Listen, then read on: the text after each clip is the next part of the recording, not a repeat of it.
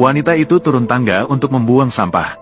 Namun bertemu dengan suami yang hilang selama 5 tahun. Saat itu, suaminya seperti orang bodoh. Dia terus-menerus memanggil nama wanita itu. Melihat suaminya makan sampah dengan rakus, wanita itu tak kuasa menahan air mata. Dia mengelus pipi suaminya, menceritakan kerinduannya padanya. Ternyata 5 tahun yang lalu suami menerima perintah dari atasan untuk pergi. Dan hari ini adalah hari pernikahan mereka. Suami yang terpaksa harus bersikap tegas, meninggalkan keluarga demi tugas, berangkat bersama pasukan. Namun tepat sebelum dia berangkat, wanita itu mengejarnya dengan mengenakan gaun pengantin. Suami memikirkan masa depan yang tak pasti. Dia tak tega membuat wanita menunggu. Maka dia pun mengajukan perceraian. Namun wanita itu dari tubuhnya mengeluarkan cincin yang sudah disiapkan. Tanpa ragu memakainya di tangannya. Katakan pada pria bahwa dia akan selalu menunggunya kembali. Aku memberitahumu, Xiao Zhenyu. Dalam hidup ini, aku hanya akan menikah denganmu. Setelah 77 hari bertempur, pada saat meraih kemenangan terakhir, dia diserang oleh musuh dari belakang. Langsung terjatuh dari tebing, sehingga kehilangan ingatan. 5 tahun berlalu, wanita juga terus menunggu pria kembali. Bahkan memutuskan hubungan dengan keluarga suami yang menyarankan untuk menyerah. Namun tak disangka, yang datang sekarang adalah seorang pria bodoh yang bahkan tidak bisa bicara dengan jelas. Wanita segera membawanya ke rumah sakit. Namun dokter mengatakan bahwa tidak pasti bisa sembuh. Dan biaya perawatan berikutnya sangatlah besar. Namun wanita tidak tega untuk begitu saja meninggalkan pria. 3 tahun berlalu. Untuk mengumpulkan uang untuk mengobati suaminya, wanita pergi pagi pulang malam setiap hari. Dengan tubuh kecil, langsung mengangkat 200 pon semen. Dan bekerja sama dengan rekan pria, mengambil gaji yang sama. Rekan kerja melihat seorang wanita bekerja begitu keras. Setelah mengetahui situasinya, mereka dengan sukarela memberikan sedikit uang mereka. Ini, kami rekan kerja mengumpulkannya bersama-sama. Tidak banyak, tapi itu adalah sebuah niat baik. Ambillah. Terima kasih kepada semuanya. Baiklah, baiklah.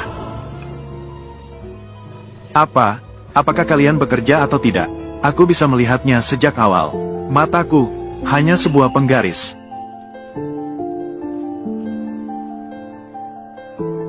Ditambah dengan uang yang didapat hari ini, biaya pengobatan Zhenyu masih kurang sedikit. Apakah ada kabar tentang anakku? Bawahan sudah menambahkan personel. Percayalah akan segera ada kabar.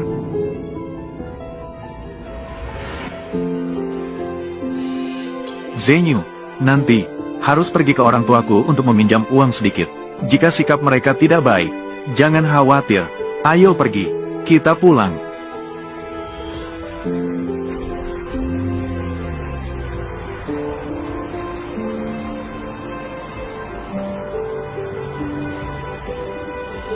Tanpa disadari, orang tua wanita masih mengais sampah di tengah malam, hanya untuk bisa mendapatkan sedikit uang tambahan, untuk membantu putrinya sedikit. Sue, cepatlah pergi, kita pulang.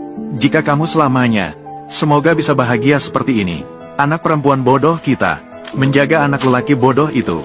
Setiap hari ini, hanya untuk makan obat saja butuh uang banyak. Sungguh tidak tahu, sampai kapan ini akan berakhir. Bagaimana kita akan menyelesaikan ini? Kita hanya memiliki satu anak perempuan. Jika kita tidak membantunya, dia benar-benar tidak punya tempat untuk bergantung. Aduh, aku bilang padamu, kakek ini benar-benar tajam mulutnya tapi hatinya lembut.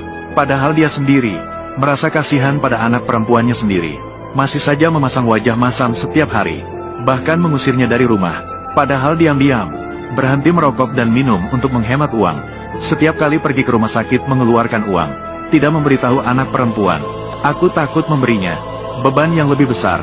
Ayah, ibu, putriku.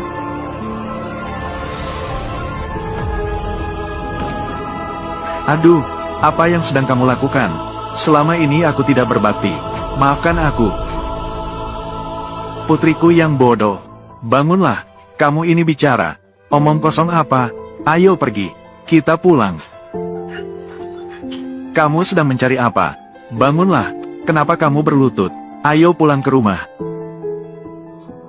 Tidak disangka wanita membawa pria pulang. Keesokan harinya, paman dan bibi segera datang ke rumah mereka. Orang tua menyambut mereka dengan hangat. Namun bibi yang sombong jelas menunjukkan ekspresi tidak suka. Langsung saja mengejek mereka setelah tiba. Keluarga mereka terlihat semakin miskin. Orang tua mengundang mereka untuk duduk di dalam rumah. Namun Bibi menghentikan mereka. Paman mengatakan, dia tidak ingin terlibat dengan kesan miskin keluarga mereka. Mereka datang hari ini untuk memberitahu mereka sebuah kabar baik. Terakhir, pria tua berusia 80 tahun yang dia perkenalkan kepada putri mereka, sekarang setuju untuk menikahi putri mereka. Dan mereka juga menyiapkan mahar 1 juta, rumah senilai 200 juta, dan mobil mewah senilai 50 juta. Tapi orang tua berpikir bahwa dia jauh lebih tua dari putrinya. Sepupu langsung mengejek bahwa dia jauh lebih tua, tapi dia masih lebih baik daripada si bodoh itu. Dan keluarga mereka sekarang begitu miskin. Menjadi kerabat mereka saja sudah malu. Tapi Tuan Sun sangat menyukai King Sui. Dia tidak bisa melupakan King Sui. Meskipun Tuan Sun sudah menikah, tapi jika King Sui setuju untuk menjadi istrinya, Tuan Sun tidak akan dirugikan. Orang tua sangat marah setelah mendengarnya. Tetapi bibi besar meminta mereka untuk mempertimbangkannya dengan baik. Pada akhirnya, jika seorang wanita menikahi Tuan Sun, itu adalah kesempatan besar. Mereka bahkan bisa masuk ke keluarga kaya. Jika tidak, hubungan kerabat mereka mungkin akan berakhir. Wanita marah dan mengutuk bibi besar. Jika dia bicara begitu bagus, mengapa dia tidak pergi sendiri? Usianya sama dengan Tuan Sun. Bibi besar marah dan memukulnya. Bagaimana berbicara dengan orang tua? Benar-benar tidak beradab sedikit pun. Kamu orang jahat. Kamu jahat. Aku akan menghancurkanmu. Hei, kenapa kamu melakukan itu? Zenyu, kamu ini melakukan apa? Zenyu, hei, kenapa kamu melakukan itu? Pergi ke sana. Hei.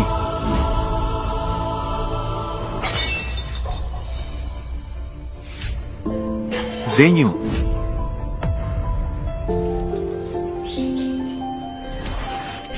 Zenyu, aku sedang menunggumu.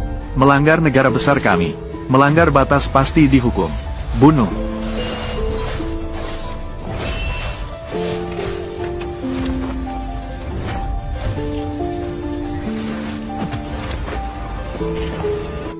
Zenyu, Zenyu.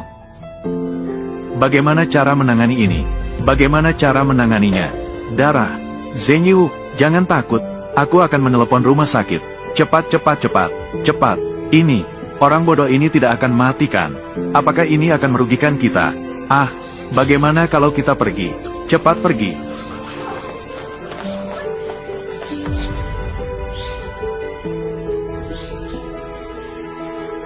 King Sui.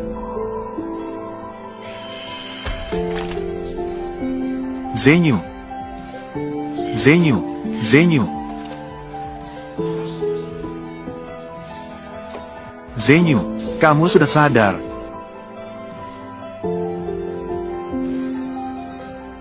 Selama bertahun-tahun ini, meskipun aku tidak sadar dan bodoh, tapi aku ingat semuanya. King Sui, aku merasa bersalah kepadamu. Aku pasti akan mengadakan sebuah pernikahan megah yang akan diperhatikan oleh seluruh dunia.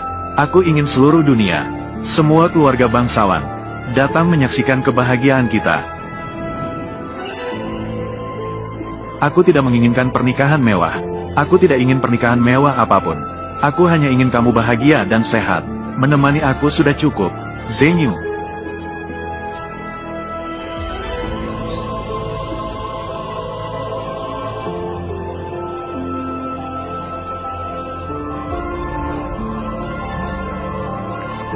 Ibu, ini aku. Anakku, kemana kamu selama ini?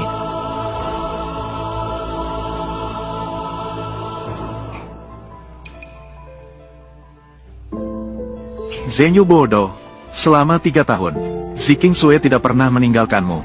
Mengabaikan gosip, dia telah merawatmu dengan sepenuh hati. Wanita setia seperti ini, sulit ditemukan di dunia ini. Dengan nama keluarga Xiao, untuk keluarga di Provinsi Selatan. Dengan standar tertinggi keluarga Xiao, kami memberikan 1000 hadiah pertunangan. Memberikan harta keluarga Xiao, mahkota Phoenix dan jubah. Meskipun keluarga Xiao memiliki aturan yang melarang bergaul dengan orang biasa, namun di dunia ini ada ribuan keluarga bangsawan.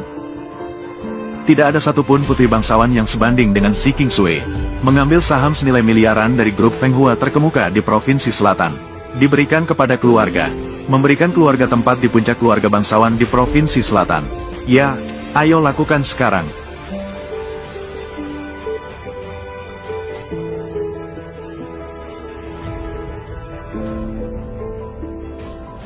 Tuan An Junhu belum memberikan kabar. Selama 3 tahun penuh, tidak ada jejak sama sekali. Awalnya aku ingin menunggu meraih prestasi sebelum mengumumkan hubungan ayah anak dengan bocah ini. Sekarang, penguasa negara telah ditemukan. Wanita setia seperti ini ada di dunia. Memerintahkan An Junho untuk kembali. Pernikahan besar dalam 3 hari. Menemani Putri Bai membersihkan salju selama bertahun-tahun. Sangat setia dan jujur. Istri yang diangkat menjadi bangsawan Tang. Menikmati kehormatan abadi. Hahaha. Sungguh beruntung aku hidup di zaman dinasti Xia. Berkah datang ganda. Semua orang merayakan bersama. Semua orang memberikan ucapan selamat.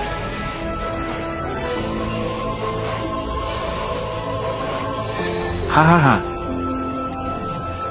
Xiao Zhenyu, kamu tahu berapa banyak penderitaan yang dihadapi putriku selama beberapa tahun ini demi kamu. Jika kamu berani menyakitinya, aku akan bertaruh nyawa pada ini. Aku juga belum selesai denganmu. Putriku akhirnya berhasil. Keluarga kita belum pernah mengalami kebahagiaan selama bertahun-tahun. Pesta pernikahan kali ini harus meriah. Ibu, aku akan segera memberitahu keluarga dan teman-teman. Ibu, Zhenyu. Sungguh baik. Ibu, apakah aku cantik hari ini? Cantik. King Sui, hari ini aku akan membuatmu menjadi pengantin paling bersinar.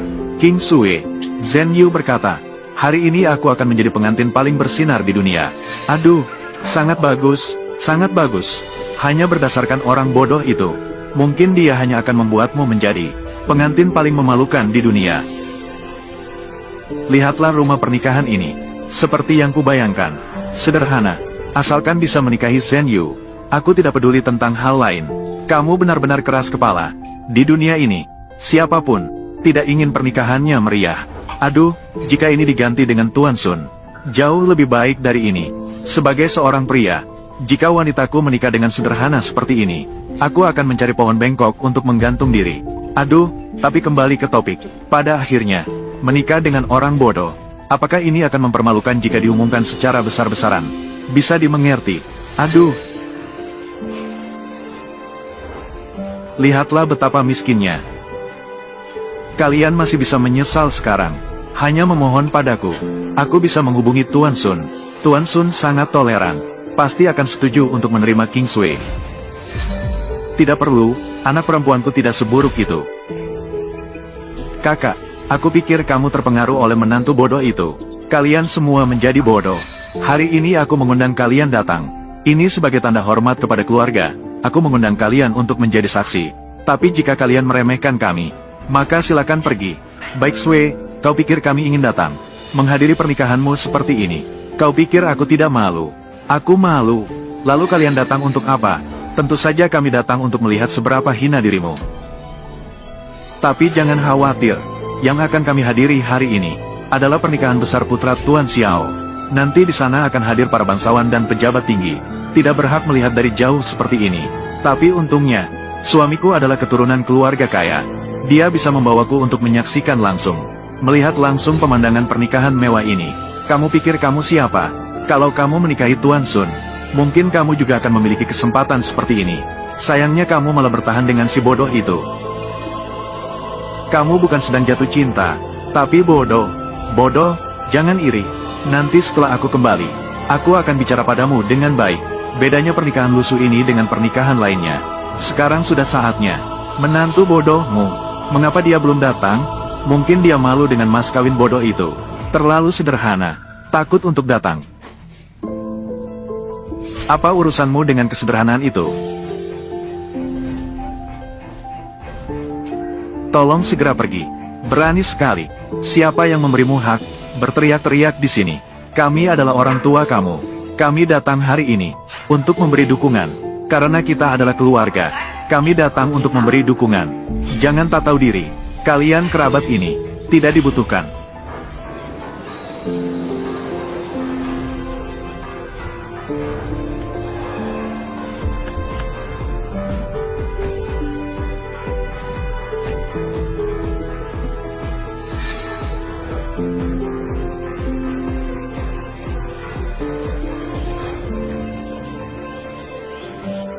Song Xiaofeng diperintahkan untuk menyampaikan 1000 hadiah pertunangan. Hadiah pertunangan ini mencakup harta karun terbesar di dunia, 1000 barang, dan harta karun keluarga Xiao. Mahkota Fengguan dan jubah merah merupakan harta berharga turun-temurun. Tidak boleh dipakai oleh orang yang tidak setia. Tidak boleh dipakai oleh orang yang tidak hormat kepada orang tua. Tidak boleh dipakai. Juga memberikan semua saham Fenghua Group bernilai ratus miliar untuk membantu keluarga mencapai puncak kekayaan di Provinsi Selatan. Puncak kekayaan. Semua hadiah pertunangan. Total nilai triliunan. Bawahan, bawa daftar hadiah.